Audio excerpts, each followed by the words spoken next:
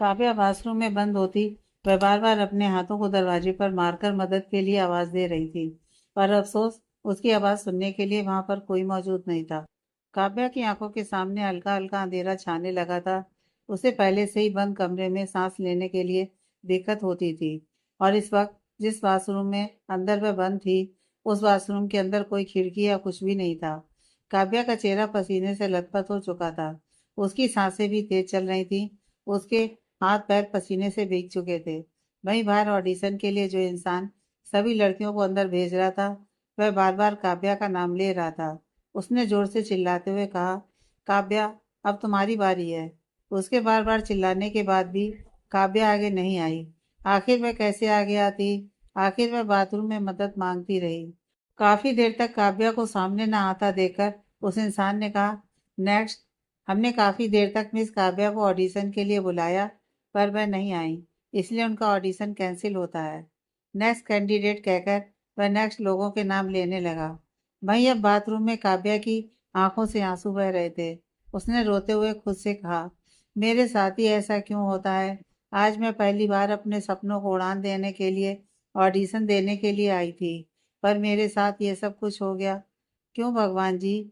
काव्या मन ही मन खुद से कह रही थी। उसने एक बार फिर से दरवाजे पर हाथ मारते हुए कहा, प्लीज कोई खोलो, हम मर जाएंगे। काव्या की आवाज अब लगभग ना के बराबर ही निकल रही थी, पर फिर भी वह दरवाजे पर हाथ मारकर दरवाजा खोलने के लिए कह रही थी। कुछ देर बाद काव्या का हाथ दरवाजे से छूट गया और उसकी आंखों के सामने पूरी तरह से अंधेरा हो गया। काव्या ने एक नज़र दरवाजे की तरफ देखा और कहा, आदित्य, कहाँ हो आप? कहते हुए उसकी आंखें बंद हो गईं। वहीं कपूर कॉरपोरेशन में आदित्य इस वक्त एक इम्पोर्टेंट बिजनेस मीटिंग में बैठा हुआ था। उसके चेहरे पर काफी गुस्सा नजर आ रहा था। तभी उसकी धड़कनें बढ़ गईं। उसके कान में काव्या की प्यारी सी आवाज आई, आदित्य, प्लीज मुझे बचाओ। काव्या की आवाज इस तरह से अचानक से सुनाई देने के कारण आदित्य ने अपने सीने पर हाथ रख लिया। उसकी धड़कनें बढ़ चुकी थी। हमेशा जब भी काव्या प्रॉब्लम में होती थी, उसके साथ ऐसा ही होता था।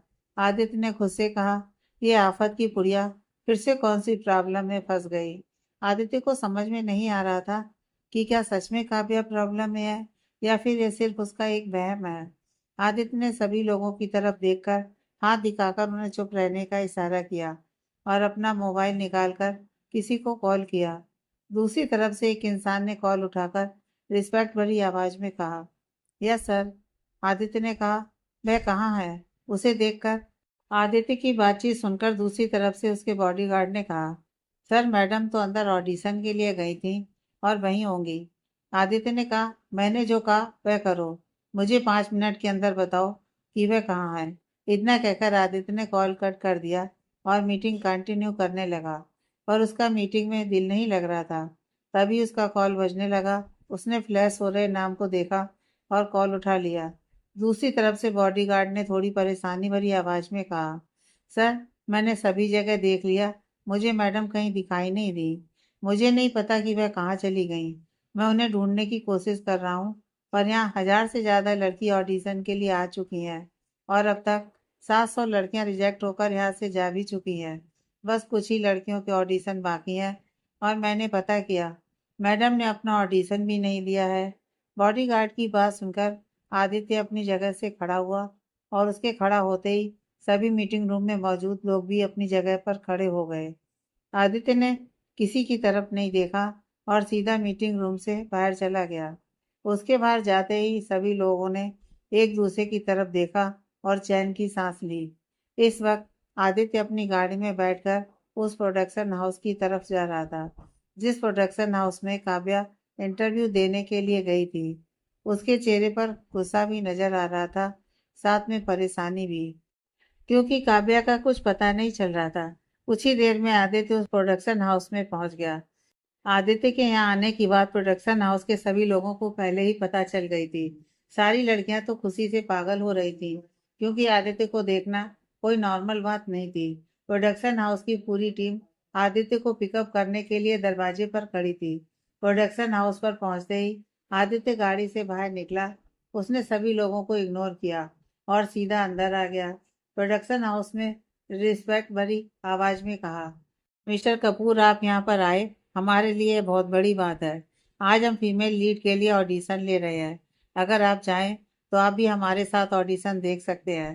प्रोड्यूसर की बातें सुनकर आदित्य ने उसे बोलते हुए कहा, मुझे इन सब में कोई इंटरेस्ट नहीं है। मुझे बस इतना जानना है कि जो सभी लड़कियां ऑडिशन देने के लिए आई थी, क्या वह सभी लड़कियां यही हैं या उनमें से कुछ लड़कियां चली गईं? आदित्य की बात सुनकर प्रोड्यूसर और बाकी सब हैरान हो गए। पर प्रोड्यूसर ने बात संभालते हुए कहा, मिस्टर कपूर, जिन लड़कियों को हमने रिजेक्ट किया है वह यहाँ से जा चुकी हैं। बाकी लड़कियां शायद मेरे हिसाब से अभी भी यही हैं। पर आप यह सब क्यों पूछ रहे हैं? क्या मैं जान सकता हूँ? प्रोड्यूसर की बात सुनकर आदित्य ने उसे घूरते हुए कहा, मुझसे सवाल करने से अच्छा है कि जो कुछ भी मैं बोलूं वह करो। मुझे अभी के अभी यहाँ की सीसीटीवी फुटेज देखनी है। आदित्य की बात सुनकर प्रोड्यूसर ने कुछ नहीं कहा। कुछ देर बाद सभी लोग सीसीटीवी रूम में मौजूद थे और ऑपरेटर सीसीटीवी फुटेज आदित्य को दिखा रहा था। आदित्य का ध्यान सीसीटीवी पर काव्या की तरफ गया, जो कि चुपचाप अपनी जगह पर खड़ी थी। तभी काव्या के पास एक लड़की, जो कि रश्मि थी। वह फुटेज आदित्य ने 2x की स्पीड में देखा। तभी उसका ध्यान रश्मि और काव्या की तरफ गया, जो कि सेकंड फ्लोर की तरफ जा रही थी। यह देखकर आदित्य ने कहा, रुको। आदित्य के इतना कहते ही ऑपरेटर ने फुटेज को बीच में रोक दिया। आदित्य ने कहा, सेकंड फ्लोर पर क्या है? आदित्य की बात सुनकर ऑपरेटर ने कहा, सर फिलहाल सेकंड फ्लोर का यूज कोई नहीं करता, वहां पर कुछ भी नहीं है। आदित्य ने कहा, सेकंड फ्लोर पर सीसीटीवी है क्या? उस ऑपरेटर ने कुछ सोचते हुए कहा, मुझे लगता है सर वहां पर 2 सीसीटीवी हैं। अगर आप चाहें तो मैं आपको वहां की फुटेज दिखा सकता हूँ। उस ऑपरेटर की बात सुनकर आदित्य ने कहा, मुझे अभी उन सभी फुटेज को दिखाओ। आदित्य की बात पर ऑपरेटर ने जल्दी से उन 2 कैमरों की फुटेज आदित्य को दिखाना स्टार्ट कर दिया। आदित्य का ध्यान काव्या की और उस लड़की की तरफ गया। दोनों बाथरूम के अंदर गईं, पर थोड़ी देर बाद सिर्फ वह लड़की काव्या को अंदर ही छोड़कर मुस्कुराते हुए बाहर निकली। यह देखकर आदित्य ने मन ही मन कुछ सोचा और फिर दौड़ता हुआ ऑपरेटिंग रूम से निकल गया। आदित्य बिना लिफ्ट के सीढ़ियों से दौड़ता हुआ सेकंड फ्लोर पर जाने लगा। उसके दिमाग में सिर्फ यही चल रहा था कि उस लड़की ने काव्या को बाथरूम में बंद कर दिया है। आदित्य अच्छे से जानता था कि काव्या को अंधेरे से डर लगता है और बंद रूम में सांस लेने में घुटन होती है। आदित्य के चेहरे पर डर नजर आ रहा था। कुछ ही देर बाद वो सेकंड फ्लोर पर आ गया और बाथरूम की तरफ दौड़ने लगा। उसे इस वक्त किसी बात का डर नहीं था। यह एक लेडीज बाथरूम है। उसे अगर किसी चीज की चिंता थी तो वह थी काव्या की जान। उसे किसी भी कीमत पर काव्या को बचाना था। आदित्य दौड़ता हुआ बाथरूम के सामने आकर खड़ा हो गया। बाथरूम के दरवाजे को देखकर उसने जल्दी से दरवाजा खोला और अंदर आ गया। उसका ध्यान और 2 दरवाजों पर गया। उसने बिना कुछ सोचे समझे पहला दरवाजा खोला। पहला दरवाजा खोलते ही उसे कुछ नजर नहीं आया। उसने गहरी सांस ली और दूसरा दरवाजा खोला। दूसरा दरवाजा खोलते ही उसका ध्यान सबसे पहले जमीन पर बेहोश पड़ी काव्या की तरफ गया, जिसका पूरा चेहरा पसीने से भीग चुका था और लाल लाल पड़ चुका था। काव्या को ऐसी हालत में देखकर आदित्य जल्दी से नीचे बैठा। उसने काव्या को गोद में उठाकर उसके गालों को थपथपाते हुए कहा, काव्या क्या हुआ तुम्हें? आंखें खोलो। आदित्य काव्या को उठाने की कोशिश कर रहा था, पर काव्या पूरी तरह से बेहोश हो चुकी थी। यह देखकर आदित्य ने मन ही मन कहा, जिस किसी ने तुम्हारे साथ यह करने की कोशिश की है, मैं उसे छोड़ूंगा नहीं। कहकर आदित्य ने जल्दी से काव्या को गोद में उठाया और दौड़ता हुआ कॉरिडोर से लिफ्ट में आ गया। उसने ग्राउंड फ्लोर का बटन प्रेस किया और काव्या को कसकर अपने सीने से लगा लिया। वह एक हाथ से काव्या के हाथों को रब कर रहा था, क्योंकि काव्या के हाथ पैर ठंडे पड़ चुके थे। आदित्य काव्या को लेकर ग्राउंड फ्लोर पर आ गया। उसने काव्या का चेहरा अपने सीने में छुपाया हुआ था, जिस वजह से कोई भी काव्या का चेहरा नहीं देख सकता था। जैसे ही ग्राउंड फ्लोर पर ऑडिशन के लिए आई लड़कियों का ध्यान आदित्य की तरफ गया, जिसकी गोद में इस वक्त एक लड़की थी, उन सभी का दिल बुरी तरह से टूट गया। उनमें से किसी को भी यकीन नहीं हो रहा था कि the great businessman Aditya Kapoor की लाइफ में कोई लड़की हो सकती है। उन्होंने हमेशा यही सुना था कि आदित्य अभी सिंगल है, पर आदित्य को इस तरह से किसी लड़की को करीब करके उसे ले जाता देखकर उन सभी को यही लग रहा था कि जरूर यह लड़की आदित्य की गर्लफ्रेंड होगी। वही आदित्य काव्या को लेकर सीधा गाड़ी में बैठ गया। आदित्य की गाड़ी में बैठते ही ड्राइवर ने गाड़ी स्टार्ट कर दी। आदित्य के लिए इस वक्त सबसे ज्यादा इम्पोर्टेंट था काव्या को सही सलामत देखना। इसलिए जितनी जल्दी हो सके वह उसे लेकर अस्पताल के लिए जा रहा था। उसने काव्या को छोटे से बच्चे की तरह अपने सीने में पूरा छुपा लिया था और उसे कसकर पकड़ा हुआ था, जैसे अगर उसने काव्या को छोड़ा तो काव्या उसे छोड़कर भाग जाएगी। आदित्य का ध्यान अपनी गोद में बेहोश पड़ी काव्या की तरफ था। उसके चेहरे पर इस वक्त गुस्सा नजर आ रहा था। उसने ड्राइवर की तरफ देखकर चिल्लाते हुए कहा, गाड़ी तेज चलाओ, जितनी जल्दी हो सके हॉस्पिटल पहुंचना है। आदित्य की गुस्से भरी आवाज सुनकर ड्राइवर ने गाड़ी की स्पीड तेज कर दी। कुछ ही देर में उनकी गाड़ी मुंबई के एक बड़े से हॉस्पिटल के सामने आकर रुकी। आदित्य ने काव्या को गोद में उठाया और सीधा हॉस्पिटल से अंदर थर्ड फ्लोर पर काव्या को लेकर आ गया। थर्ड फ्लोर भी वीआईपी पेशेंट के लिए था। कुछ ही देर बाद काव्या बेड पर लेटी हुई थी और डॉक्टर उसे चेक कर रहे थे। आदित्य अपने दोनों हाथ सीने पर बांधकर डॉक्टर को ऐसे देख रहा था जैसे अभी के अभी उनकी जान ले लेगा। बेचारे डॉक्टर डरते डरते काव्या का इलाज कर रहे थे। कुछ देर बाद काव्या को चेक करने के बाद डॉक्टर ने हल्की खांसी के साथ आदित्य की तरफ देखकर रिस्पेक्टफुल आवाज में कहा, मिस्टर कपूर, अब ये बिल्कुल ठीक है। बस ज्यादा देर तक बंद कमरे में रहने के कारण इन्हें घुटन होने लगी थी। शायद इन्हें बंद कमरे में घुटन महसूस होती होगी, इसलिए ये बेहोश हैं। अब खतरे की कोई बात नहीं है, आप चिंता मत कीजिए। डॉक्टर की बात सुनकर आदित्य ने डॉक्टर को घूरते हुए कहा, तो फिर इसे होश क्यों नहीं आ रहा है? अगर बात सीरियस नहीं है तो? आदित्य की बात सुनकर डॉक्टर ने मन ही मन कहा, ये आदमी पागल है क्या? पर डॉक्टर यह बात आदित्य के मुंह पर नहीं कह सकते थे, इसलिए उन्होंने एक बड़ी सी मुस्कुराहट के साथ कहा, सर, अभी ये थोड़ी देर तक बेहोश रहेगी। इसका ये मतलब नहीं कि ये ठीक नहीं है। अभी उनकी बॉडी वीक हो चुकी है। थोड़ी देर बाद जब उनकी बॉडी में एनर्जी आ जाएगी तो इन्हें होश आ जाएगा। इसमें कोई चिंता की बात नहीं है। आदित्य ने डॉक्टर की तरफ देखते हुए कहा, इसे कितनी देर में होश आ जाएगा? डॉक्टर ने आदित्य की बात सुनकर कहा, इन्हें 1 या 1.5 घंटे में होश आ जाना चाहिए, पर जल्दी भी आ सकता है या फिर थोड़ी देर से भी। डॉक्टर की बात सुनकर आदित्य ने डॉक्टर को घूरते हुए कहा, मुझे एग्जैक्ट टाइम बताओ कि इसे होश कब आएगा? आदित्य की बात सुनकर डॉक्टर ने मन ही मन कहा, हे भगवान, ये पागल आदमी आज यहाँ क्यों आ गया? मैं भगवान थोड़ी हूँ, मैं बस एक नॉर्मल डॉक्टर हूँ। मैं एग्जैक्ट टाइम कैसे बता सकता हूँ? बेचारे डॉक्टर को इस वक्त ऐसा लग रहा था जैसे उसके सामने कोई पागल इंसान खड़ा हो, पर वह सामने खड़े इंसान को अच्छे से जानता था कि वह कितना खतरनाक है। डॉक्टर ने काफी मुश्किल से कहा, सर, 1 घंटे के अंदर इन्हें होश आ जाएगा। डॉक्टर की बात सुनकर आदित्य ने उसे घूरते हुए कहा, अगर इसे 1 घंटे के अंदर होश नहीं आया तो तुम अपनी जॉब के बारे में भूल जाना। इतना कहकर आदित्य सीधा बाहर से बाहर निकल गया। आदित्य की बात सुनकर बेचारे डॉक्टर के हाथ पैर ठंडे पड़ गए। उसने मन ही मन कहा, हे भगवान, आज मैं किसका चेहरा देखकर उठा था जो यह पागल मेरे पल्ले पड़ गया। भगवान, बस इतनी दुआ है इन्हें 1 घंटे के पहले होश आ जाए, वरना कहीं मेरी जिंदगी खतरे में ना पड़ जाए। बेचारे डॉक्टर भी डरते डरते बाहर से बाहर निकले। भाई आदित्य सीधा अपनी गाड़ी में बैठकर कहीं चला गया। कुछ देर बाद आदित्य इस शूटिंग लोकेशन पर पहुंच गया। उसने शूटिंग लोकेशन पर प्रोड्यूसर से कहकर पूरी शूटिंग एरिया की लड़कियों को एक जगह पर खड़ा कर दिया और उन सबके सामने आकर खड़ा हो गया। सभी लड़कियां जो सिर्फ ऑडिशन देने के लिए आई थीं, आदित्य कपूर को अपने सामने देखकर खुशी से तो पागल ही हो गईं। उन्होंने सुना था कि आदित्य कपूर को देखना हर किसी के नसीब में नहीं होता, क्योंकि उसे ज्यादा मीडिया से इंटरेक्ट होना पसंद ही नहीं है। इनफैक्ट उसे भीड़ भाड़ वाली जगह ही पसंद नहीं है। पर आज वह लोग अपने सपनों के राजकुमार मोस्ट हैंडसम बैचलर को अपनी आंखों के सामने देख रही थी। सभी लोग जोर जोर से चिल्ला चिल्लाकर हुटिंग कर रही थी, पर आदित्य का ध्यान उनमें से किसी की चिल्लाने की आवाज पर नहीं था। उसका ध्यान भीड़ में खड़ी एक लड़की की तरफ था जो मुस्कुराते हुए उसे ही देख रही थी। आदित्य ने प्रोड्यूसर की तरफ देखकर आंखों से इशारा किया। आदित्य का इशारा मिलते ही प्रोड्यूसर सबके सामने आ गए। उन्होंने अनाउंस करते हुए कहा, आप सब लोग चिल्लाना बंद कीजिए।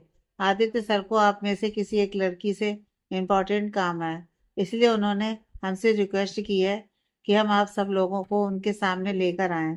प्रोड्यूसर की बात सुनकर सभी लड़कियां चुप हो गईं। उन्हें समझ में नहीं आ रहा था कि दी ग्रेट आदित्य कपूर को कौन सी लड़की से कौन सा काम हो सकता है। सभी लोग आदित्य के बोलने का इंतजार कर रहे थे।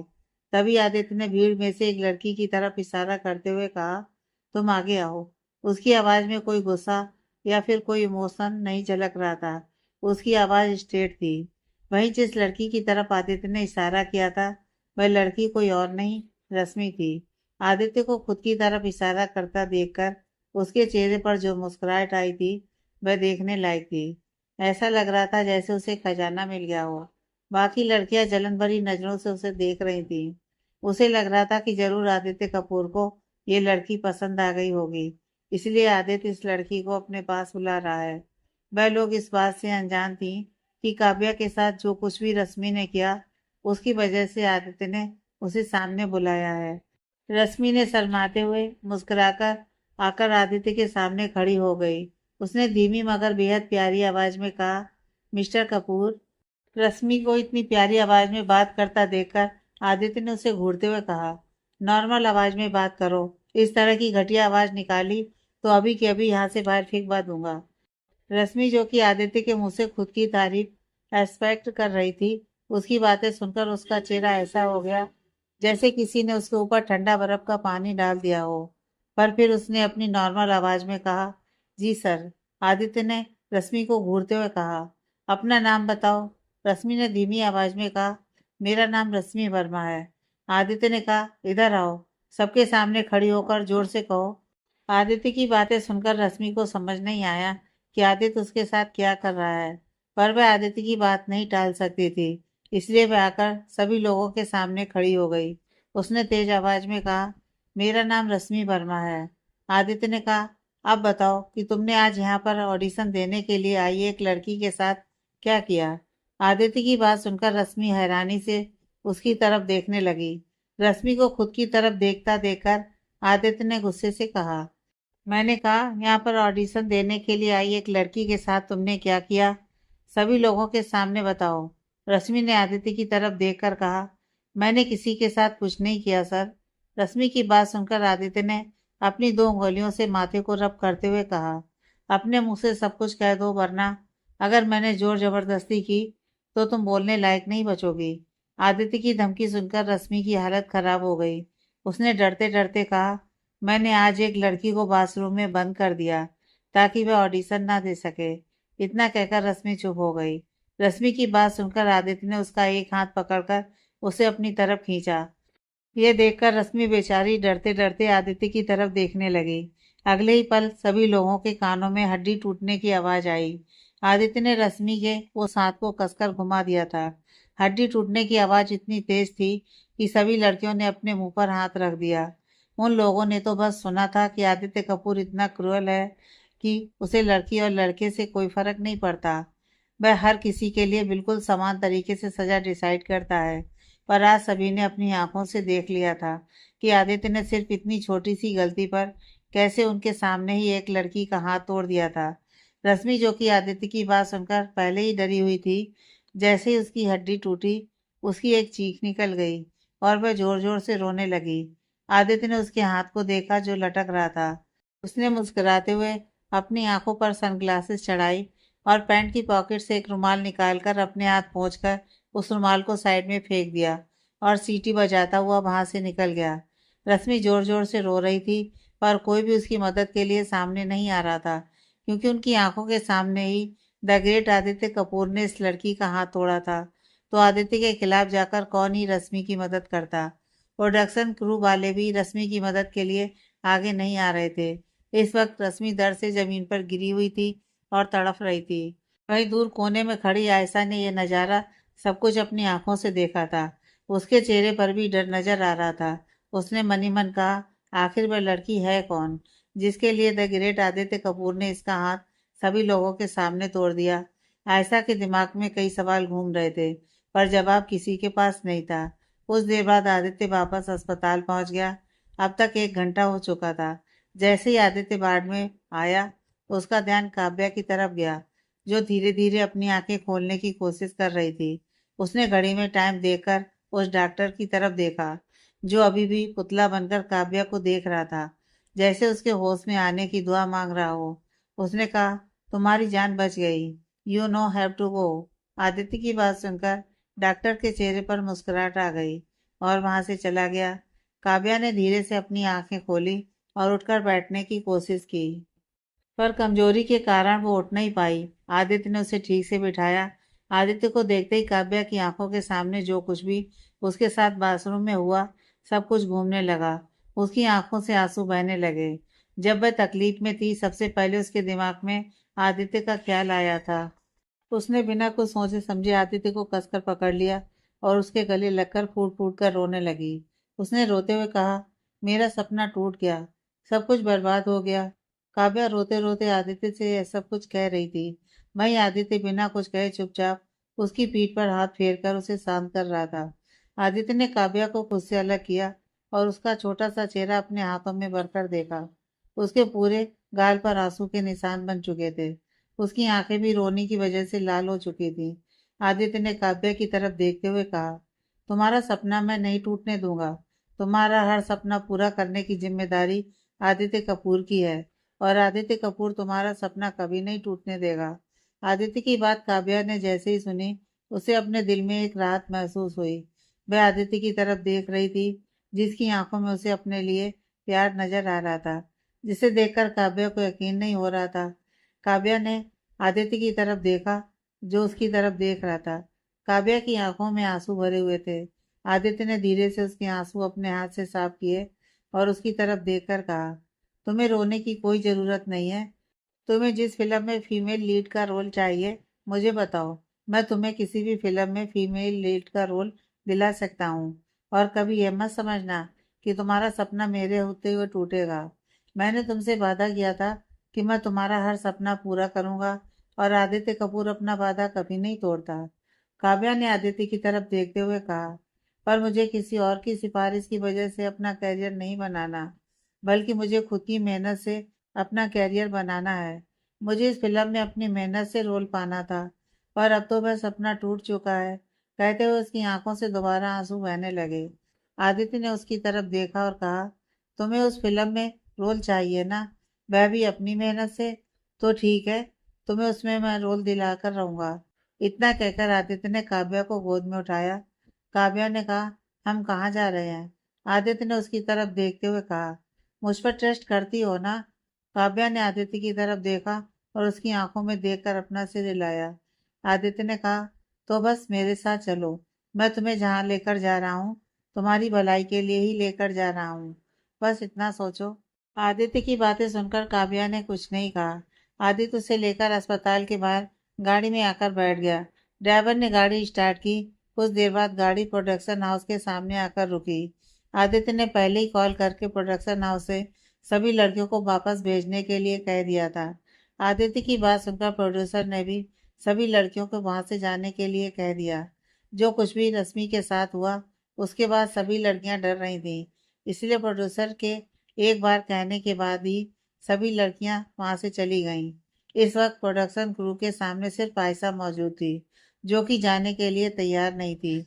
आयशा ने प्रोडक्शन क्रू के लोगों की तरफ देखकर कहा, मैं नहीं जाऊंगी, मुझे किसी भी कीमत पर इस फिल्म में रोल चाहिए, इसलिए मैं ऑडिशन देने के लिए आई हूँ, जबकि मैं ए लिस्ट एक्ट्रेस हूँ। आयशा की बात सुनकर प्रोड्यूसर, जो कब से चुपचाप बैठा हुआ था, उसने आयशा को घूरते हुए कहा, मैं अच्छे से जानता हूँ कि तुम कौन हो और कौन नहीं, पर इसका ये मतलब नहीं कि तुम इस तरह से हमारे साथ बदतमीजी से बात करोगी।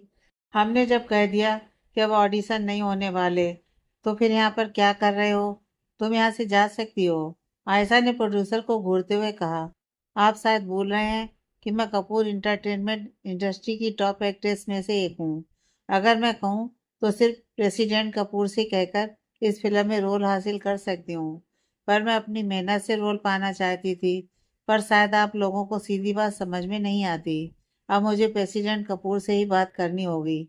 आयशा की बात सुनकर प्रोडक्शन टीम के सभी लोग हैरानी से देखने लगे।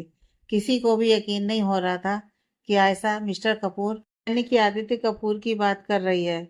सभी लोग जानते थे कि आदित्य कितना गुस्सैल है और ये भी जानते थे कि वह लड़कियों से दूर ही रहता है, पर आयशा की बातों में कॉन्फिडेंस देखकर उन लोगों को भी लग रहा था कि शायद आयशा आदित्य कपूर के नज़दीक होगी। अब उन लोगों को समझ नहीं आ रहा था कि उन्हें करना क्या चाहिए। उन्हें कॉल करके आदित्य ने ही यहाँ से सब लोगों को निकालने के लिए कहा था और यहाँ पर मौजूद ये लड़की उन्हें आदित्य के ही नाम से धमकी दे रही थी। प्रोडक्शन टीम वाले उलझन में फंसे हुए थे। तभी प्रोड्यूसर ने खुद को संभाल कर आयशा की तरफ देखते हुए कहा, अगर तुम मिस्टर कपूर से बात करके फिल्म में रोल पा सकती हो तो यहाँ पर हमारे साथ जुबान क्यों लड़ा रही हो? तो उनसे ही कह दो। अगर उन्होंने कहा कि हमें तुम्हें फीमेल लीड के लिए लेना है तो हम ले लेंगे। अब तुम यहाँ से जा सकती हो। प्रोड्यूसर को अपनी बातों में फंसने की जगह पर खुद के साथ इस तरह से बात करता देखकर आयशा के चेहरे पर गुस्सा नजर आने लगा। कपूर इंटरटेनमेंट इंडस्ट्री की टॉप एक्ट्रेस होने के कारण कोई भी उसके साथ बदतमीजी से बात नहीं करता था, पर यहाँ पर प्रोड्यूसर और उसकी टीम उसके साथ इतनी देर से बदतमीजी कर रही थी। यह आयशा के लिए टॉलरेट करने के लायक बिल्कुल भी नहीं था। आयशा ने सभी की तरफ देखकर उंगली दिखाते हुए कहा, अब तुम सब देखो कि मैं तुम लोगों के साथ क्या करती हूँ। अपनी बेइज्जती का बदला लेकर ही रहूंगी। इतना कहकर आयशा वहां से पैर पटकते हुए चली गई। आयशा के जाने के बाद डायरेक्टर ने प्रोड्यूसर की तरफ देखते हुए कहा, सर, अगर वह लड़की सच कह रही है तो हमने बहुत गलत किया है। आदित्य कपूर के गुस्से को कौन नहीं जानता। वह किसी शैतान से कम नहीं है। आपने देखा ना, उसने किस तरह से उस लड़की का हाथ तोड़ दिया। उसके चेहरे पर एक झिझक भी नहीं दिखाई दे रही थी। उसने यह भी नहीं सोचा कि वह लड़की है तो वह आदमियों के साथ क्या करता होगा। डायरेक्टर की बात सुनकर प्रोड्यूसर ने मुस्कुराते हुए कहा, मिस्टर कपूर ने हमें सभी लोगों को यहाँ से निकालने के लिए कहा था, और अगर ये लड़की यहाँ है, यह बात उन्हें पता होती तो वह हमें बता देते कि हमें इस लड़की को यहाँ से नहीं निकालना है। मैं अच्छे से जानता हूँ इसे। एक्टिंग तो अच्छी है इसकी, पर इसके कारनामे उससे भी ज्यादा घटिया हैं। उसने आज तक सिवाय लोगों के बिस्तर गर्म करने के कुछ नहीं किया है। कपूर इंटरटेनमेंट इंडस्ट्री में आने से पहले ये एक बार डांसर थी, और वहां पर ही लोगों के साथ रातें रंगीन करके इसने पैसे कमाए और फिर वहां से भाग गई, और आज ये इस मुकाम पर है। हर फिल्म में रोल पाने के लिए किसी के साथ भी सो जाती है, और इसकी जैसी घटिया लड़की से मैं डरने वाला नहीं हूँ। मिस्टर आदित्य कपूर इसकी जैसी लड़की की तरफ नजर उठाकर भी नहीं देखेंगे, इसलिए टेंशन लेना बंद करो। मिस्टर कपूर ने हमें सबको निकालने के लिए कहा था और हमने सबको यहाँ से निकाल दिया। हमारे लिए बस उनका ऑर्डर मानना जरूरी है। किसी और चीज की चिंता करने की हमें कोई जरूरत नहीं है। प्रोड्यूसर की बातें सुनकर डायरेक्टर और बाकी सब लोग शांत हो गए। कुछ ही देर में आदित्य की गाड़ी प्रोडक्शन हाउस के बाहर आकर रुकी।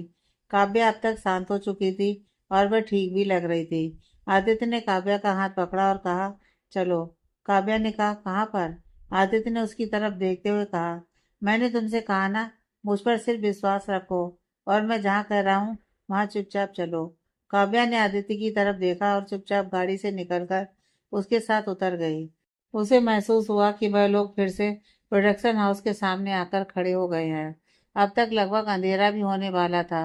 काव्या ने खुद से कहा, ऑडिशन तो खत्म हो चुके होंगे, फिर ये मुझे यहाँ लेकर क्यों आए हैं? काव्या अभी ये सब सोच ही रही थी कि तभी आदित्य ने उसका हाथ पकड़ा और उसे अंदर ले जाने लगा।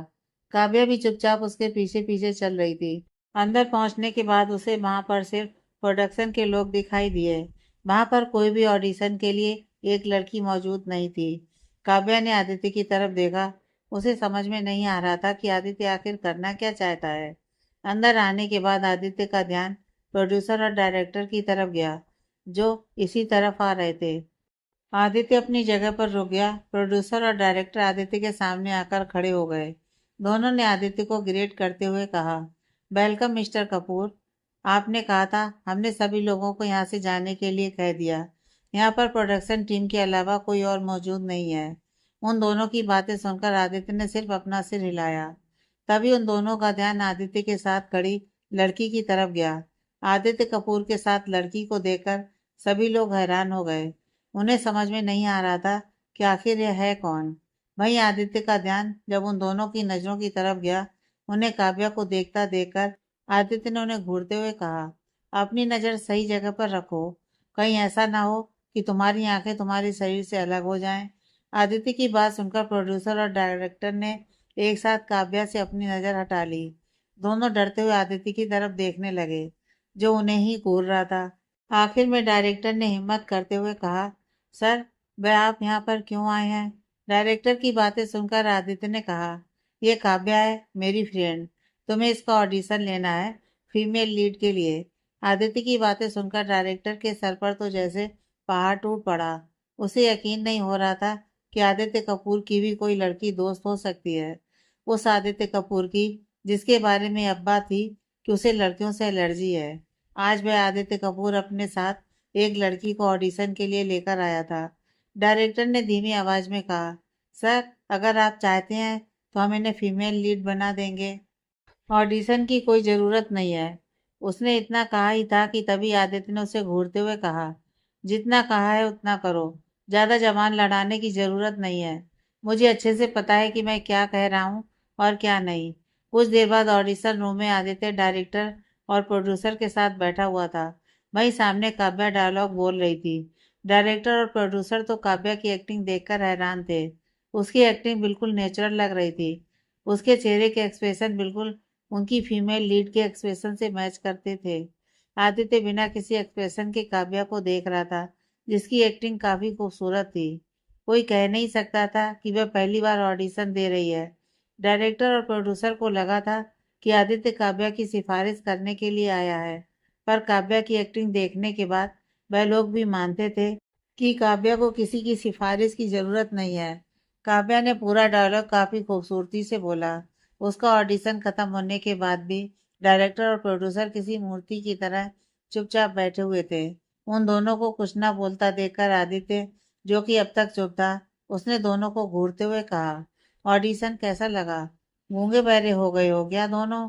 आदित्य की आवाज दोनों के कानों में पड़ते ही दोनों लोगों को होश आ गया। वह काव्या की एक्टिंग में इतना खो चुके थे कि दोनों यह भी भूल गए थे कि उनके बगल में ही एक शैतान बैठा हुआ है। डायरेक्टर ने बड़ी ही मुस्कुराहट के साथ आदित्य की तरफ देखते हुए कहा, सर, इनकी एक्टिंग कमाल की है। हमें जिस तरह की फीमेल लीड हमारी फिल्म के लिए चाहिए थी, ये बिल्कुल उनसे मैच करती हैं। हम इन्हें ही अपनी फीमेल लीड बनाना चाहते हैं। डायरेक्टर की बात सुनकर स्टेज पर खड़ी काव्या के चेहरे पर बड़ी सी मुस्कुराहट आ गई। उसने आदित्य की तरफ देखा, जिसके चेहरे पर अभी भी कोई एक्सप्रेशन नहीं थे। वह चुपचाप डायरेक्टर की बात सुन रहा था। वहीं काव्या के चेहरे पर बड़ी सी मुस्कुराहट थी। फाइनली उसका सपना पूरा होने वाला था। उसके पहले ही ऑडिशन में उसे पसंद कर लिया गया था। इनफैक्ट इतना बड़ा डायरेक्टर उसकी तारीफ खुद कर रहा था। यह काव्या के लिए बहुत बड़ी बात थी। काव्या मुस्कुराते हुए डायरेक्टर की तरफ देख रही थी, जो कि आदित्य से उसकी तारीफ कर रहे थे। आदित्य अभी बिना किसी जवाब के चुपचाप उनकी सारी बातें सुन रहा था। कुछ देर बाद उसने हाथ दिखाकर डायरेक्टर को रुकने का इशारा किया। आदित्य का इशारा देखकर डायरेक्टर चुप हो गए। डायरेक्टर की नज़र काव्या की तरफ गई, जो कि स्टेज पर मुस्कुरा रही थी। काव्या को देखकर उनके चेहरे पर भी मुस्कुराहट आ गई।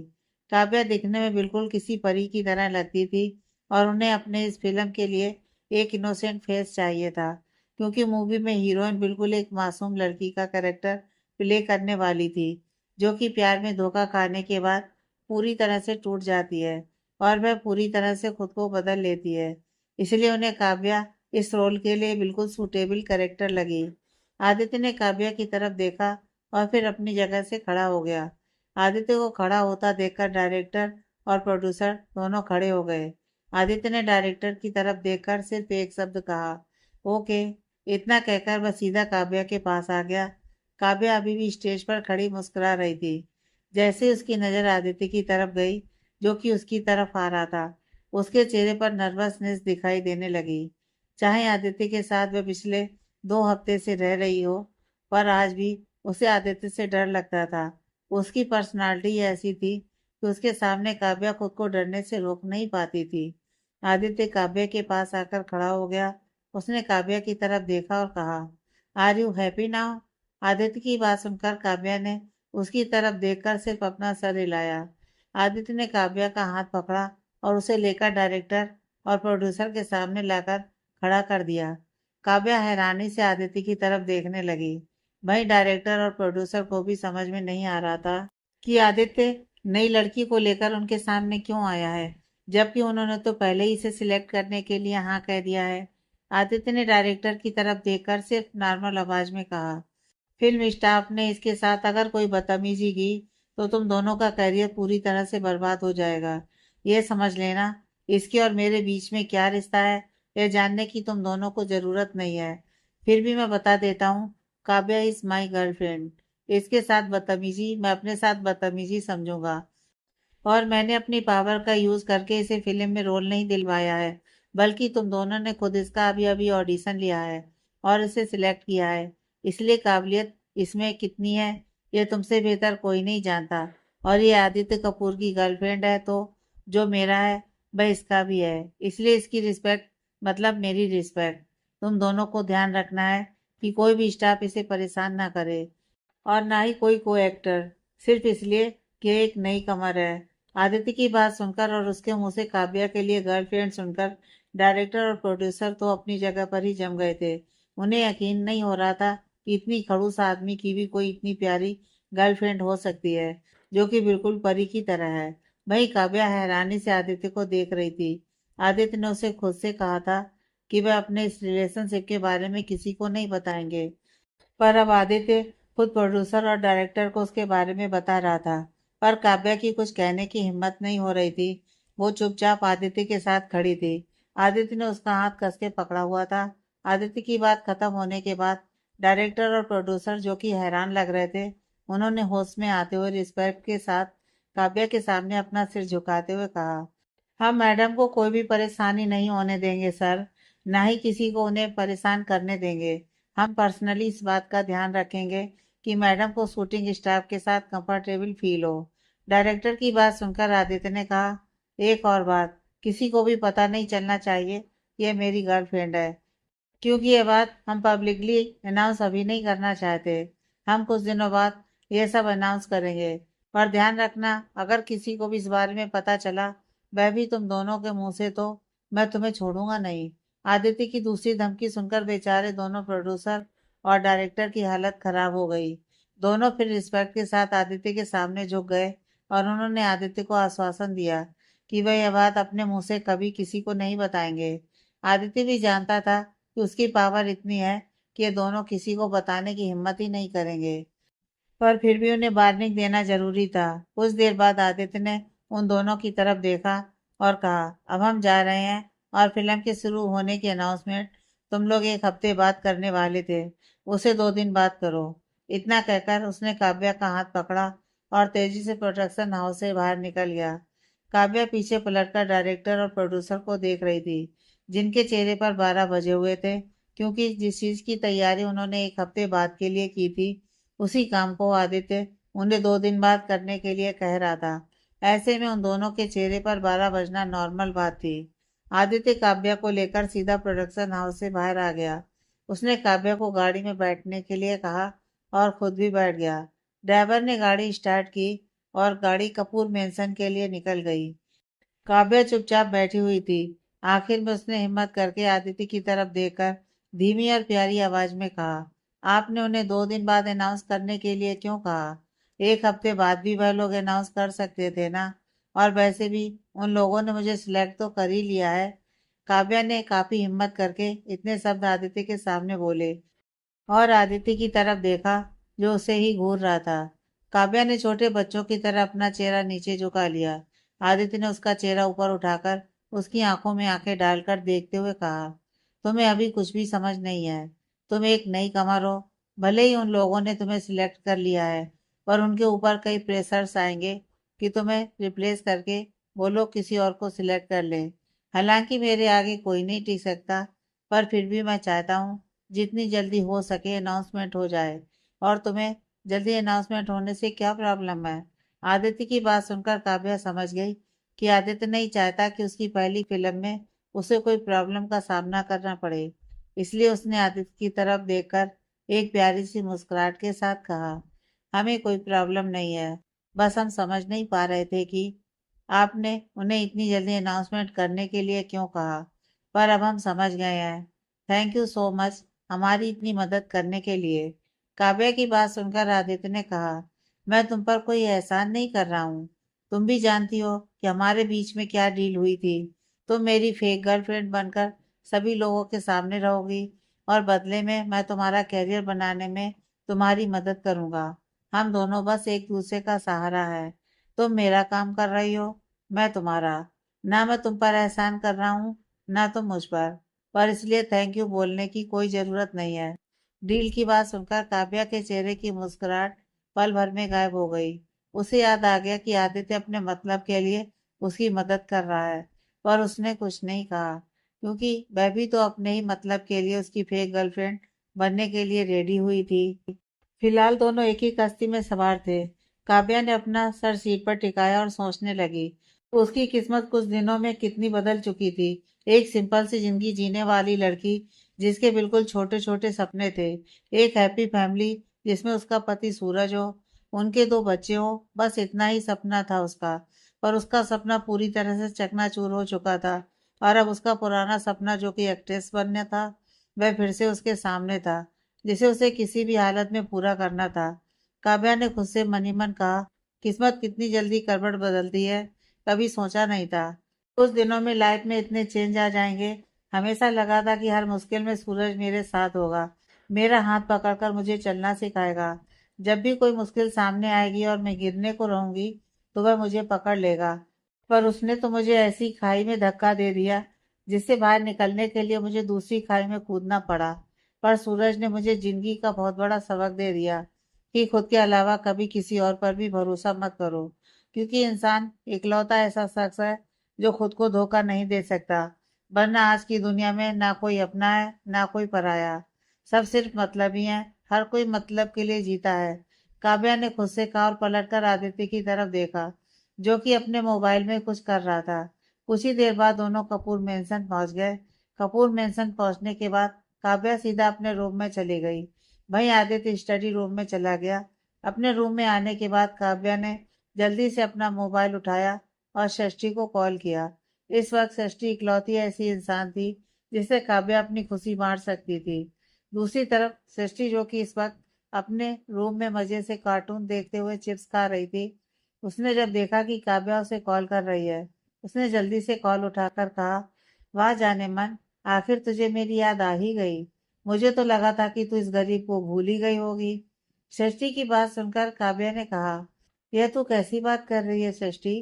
काव्या की बात सुनकर षष्ठी ने मुंह बनाते हुए कहा, कैसी बात क्या? तेरा वह खड़ूस बॉयफ्रेंड कैसे घूर घूर कर देखता है मुझे।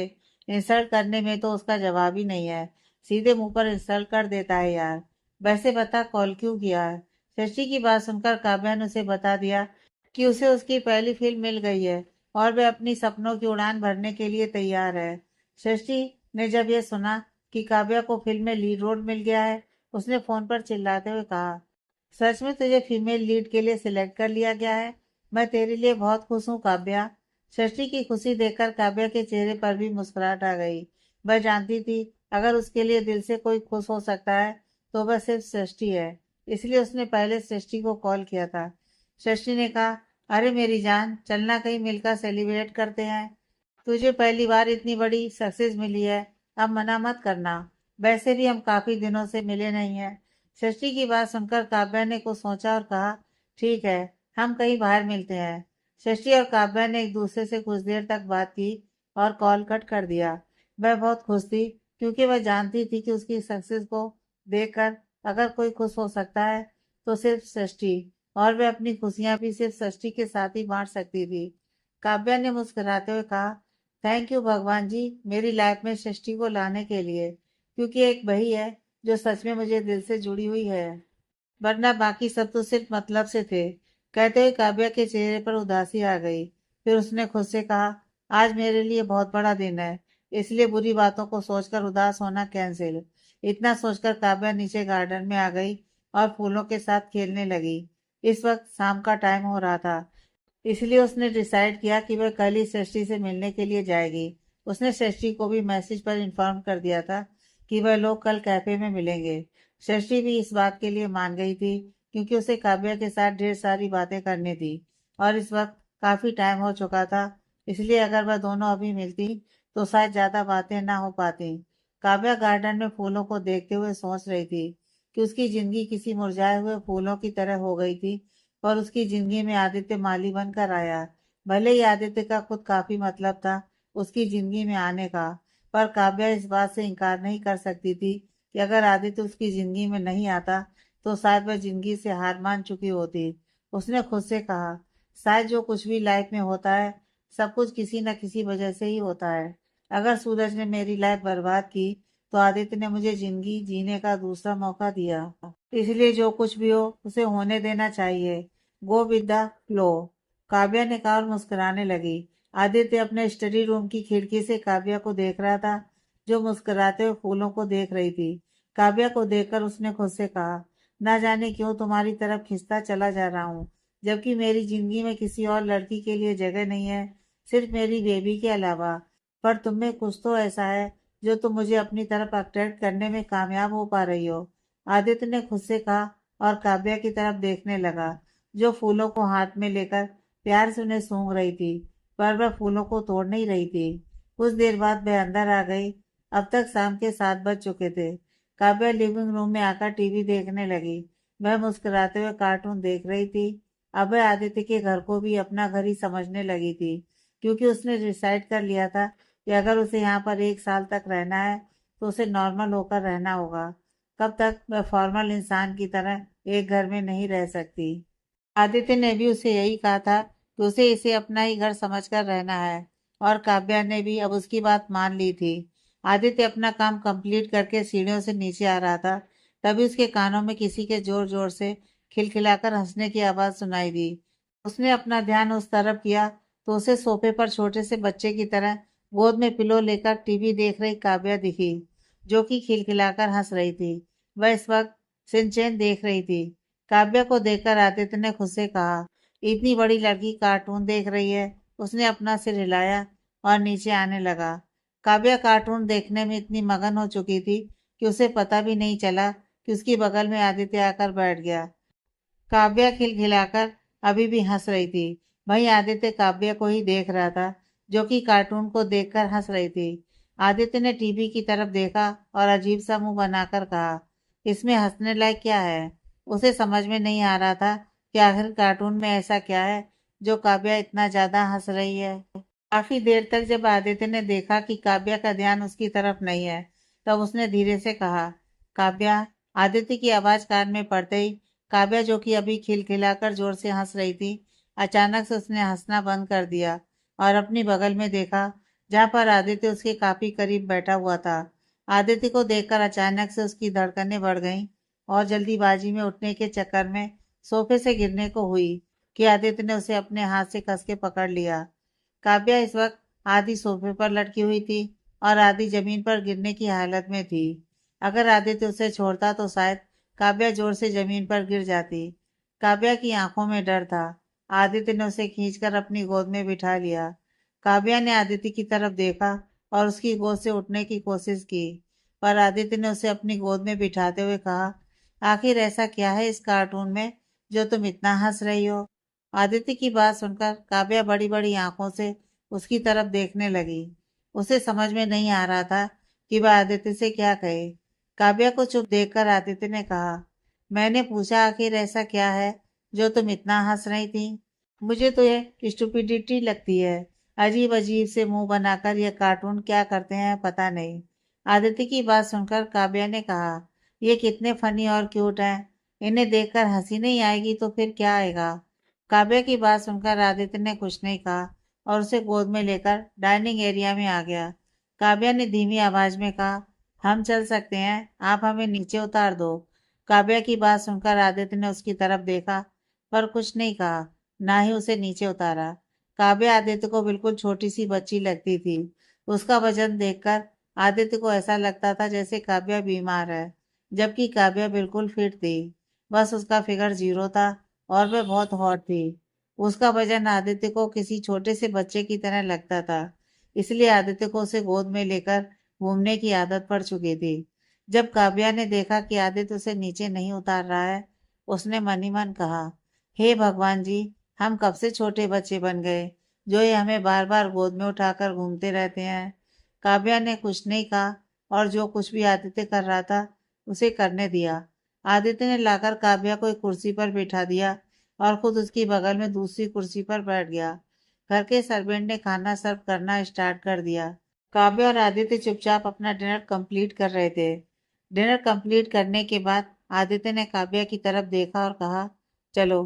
काव्या ने उसकी तरफ देखकर धीमी आवाज में कहा, कहाँ। आदित्य ने कहा, गार्डन में, वॉक पर। काव्या कुछ कहती उससे पहले ही आदित्य ने काव्या का हाथ पकड़ा और उसे अपने साथ गार्डन की तरफ ले जाने लगा। काव्या भी चुपचाप उसके साथ चल रही थी। दोनों आधे घंटे तक गार्डन में टहलते रहे। काव्या आदित्य के चेहरे की तरफ देख रही थी। उसका चेहरा बिल्कुल एक्सप्रेशनलेस और शांत नजर आता था। काव्या ने मन ही मन कहा, क्या इनको हंसना पसंद नहीं है? काव्या को समझ में नहीं आता था कि आदित्य ऐसी सड़ी हुई शक्ल बनाकर क्यों रखता है। हालांकि काव्या इस बात को तो मानती थी कि चाहे आदित्य अपने चेहरे के एक्सप्रेशन कैसे भी क्यों ना रखे, वह बहुत हैंडसम है। सूरज से भी ज्यादा हैंडसम। इनफैक्ट काव्या ने उससे ज्यादा हैंडसम लड़का कभी देखा ही नहीं था। काव्या ने मन ही मन कहा, अगर ये मुस्कुराने लगे तो ये कितने ज्यादा हैंडसम लगेंगे।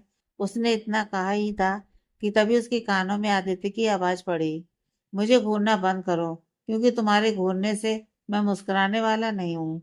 आदित्य की बात सुनकर काव्या की आंखें हैरानी से बड़ी बड़ी हो गईं। उसे समझ में नहीं आ रहा था कि जो बात उसने अपने दिल ही दिल में कही, वह आदित्य को कैसे समझ आ गई। आदित्य चलते चलते रुक गया। उसने पलटकर काव्या की तरफ देखा, जिसके चेहरे पर 12 बजे हुए थे। काव्या के चेहरे के एक्सप्रेशन देखकर आदित्य के चेहरे पर एक हल्की सी स्माइल आ गई। काव्या चौंक कर उसे ही घूर रही थी। उसे हल्का सा मुस्कुराता देखकर दोबारा हैरान हो गई। आदित्य ने धीरे से कहा, इतनी जोर से सोचोगी तो मुझे सुनाई तो देगा ही ना। आदित्य की बात सुनकर काव्या ने कुछ नहीं कहा और छोटे बच्चों की तरह अपना चेहरा नीचे झुका लिया। कुछ देर बाद दोनों वापस अपने अपने रूम में सोने के लिए चले गए। काव्या अपने रूम में आकर आदित्य के बारे में सोचने लगी कि आदित्य आखिर है क्या। उसके बारे में सोचते सोचते वह सो गई। वहीं आदित्य अपने रूम में आकर लैपटॉप पर कुछ करने लगा। कुछ देर काम करने के बाद वह भी सो गया। अगली सुबह काव्या और आदित्य दोनों ब्रेकफास्ट टेबल पर चुपचाप बैठे थे। ब्रेकफास्ट करने के बाद आदित्य ऑफिस के लिए निकल गया और काव्या रूम में तैयार होने के लिए चली गई, क्योंकि उसे सृष्टि से मिलने के लिए निकलना था। उसने सृष्टि को पहले ही डिलाइट रेस्टोरेंट में आने के लिए कह दिया था। कुछ देर बाद काव्या तैयार होकर घर से बाहर निकली। जैसे वे ऑटो या रिक्शा ढूंढने के लिए जाने वाली थी, एक ड्राइवर उसके सामने आ गया। ड्राइवर ने रिस्पेक्ट के साथ अपना सर झुकाते हुए कहा, मैडम, सर ने कहा है कि अगर आपको कहीं भी जाना हो तो आप गाड़ी से ही जाएंगी, ऑटो या रिक्शा से नहीं। ड्राइवर की बात सुनकर काव्या ने उसकी तरफ देखा और कुछ नहीं कहा, क्योंकि वह जानती थी कि अगर आदित्य ने कहा है कि उसे गाड़ी से ही जाना होगा तो उसे गाड़ी से ही जाना होगा। वह चुपचाप जाकर गाड़ी में बैठ गई और उसने ड्राइवर को डिलाइट रेस्टोरेंट की तरफ गाड़ी ले जाने के लिए कहा। ड्राइवर ने भी गाड़ी डिलाइट रेस्टोरेंट की तरफ मोड़ दी। काव्या आज बहुत खुश थी, क्योंकि वह काफी दिनों बाद अपनी बेस्ट फ्रेंड शशि से मिलने वाली थी। कुछ देर बाद काव्या डिलाइट रेस्टोरेंट पहुंच गई और एक टेबल पर जाकर बैठ गई। डिलाइट रेस्टोरेंट काफी खूबसूरत रेस्टोरेंट था। यहाँ पर काव्या और षष्ठी दोनों कॉलेज टाइम में आया करती थी, क्योंकि यह रेस्टोरेंट उनके कॉलेज से भी नजदीक था। काव्या षष्ठी का इंतजार कर ही रही थी कि तभी उसके कानों में एक प्यारी सी आवाज आई। काव्या ने दरवाजे की तरफ देखा, जहाँ से षष्ठी अंदर आ रही थी। षष्ठी को देखकर काव्या मुस्कुराने लगी और अपनी जगह से खड़ी हो गई। षष्ठी दौड़ते हुए जाकर काव्या के गले लग गई। काव्या ने भी षष्ठी को गले लगा लिया। तभी काव्या का ध्यान षष्ठी के पीछे खड़े 3 लोगों पर पड़ी, जिन्हें देखकर उसके चेहरे का रंग उड़ गया। षष्ठी के पीछे 2 लड़के और एक लड़की खड़ी थी। उन तीनों ने काव्या की तरफ देखा। उनकी आंखों में अलग ही इमोशन नजर आ रहे थे। उनमें से एक लड़के ने कहा, कैसी हो काव्या? उस लड़के की आवाज सुनकर काव्या की आंखों से आंसू गाल पर आ गए। उसने धीरे से कहा, अभिषेक। षष्ठी ने काव्या को खुद से अलग किया और मुस्कुराते हुए पीछे पलटकर उन तीनों की तरफ देखकर काव्या से कहा, तुम्हारे लिए सरप्राइज है। काव्या ने षष्ठी की तरफ देखा और आंसू भरी आंखों से कहा, थैंक यू सो मच षष्ठी। षष्ठी ने काव्या के गाल पर हल्के से चपत लगाते हुए कहा, दोस्ती में no sorry, no thank you. तू भूल गई क्या? उन तीनों लोगों ने षष्ठी और काव्या की तरफ देखा और कहा, तुम दोनों हमें भूल गई क्या? षष्ठी और काव्या ने एक साथ तीनों की तरफ देखा और अपनी बाहें खोल दी। उन तीनों ने एक दूसरे की तरफ देखा और एक साथ काव्या और षष्ठी को गले लगा लिया। पांचों ने ग्रुप हग किया और मुस्कुराते हुए एक दूसरे से अलग हो गए। ये काव्या के कॉलेज के फ्रेंड्स थे, जो काव्या सूरज की वजह से धीरे धीरे अलग हो गई थी, पर षष्ठी उनकी बेस्ट फ्रेंड थी, जिस वजह से षष्ठी काफी टाइम तक काव्या के साथ रही। इनमें से एक लड़के का नाम अभिषेक था, दूसरे का नाम वैभव था और लड़की का नाम वैष्णवी था। आगे की कहानी नेक्स्ट पार्ट में।